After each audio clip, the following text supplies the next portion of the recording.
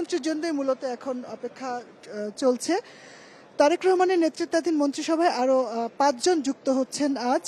রাষ্ট্রপতি নতুন 3 মন্ত্রী এবং 2 প্রতিমন্ত্রীর শপথ বাক্য পড়াবেন।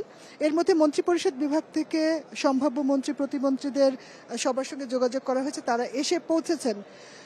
শাচিং প্রু জেরি তিনি পার্বত্য চট্টগ্রাম বিষয়ক মন্ত্রী হবেন, এরকমটাই আমরা জেনেছি।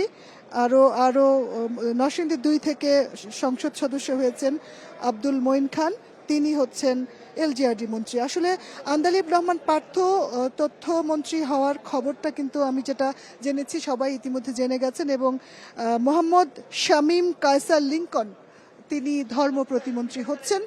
এমনটি আমরা এখানে আসার পর বিভিন্ন জনের সঙ্গে কথা বলেছি, যেটা জানতে পেরেছি যে মন্ত্রিসভায় রদবদলের যে বিষয়টা সেটা এর মধ্যেই আসলে এখানে আলোচনার বিষয়। 5 জন মন্ত্রী প্রতিমন্ত্রী এখানে নতুন যুক্ত হচ্ছেন, এরকম আলোচনা কিন্তু এখানে রয়েছে। অনেকগুলো বছর পর বিএনপি ঠিক 17 বছর পর রাষ্ট্র ক্ষমতায় এসেছে।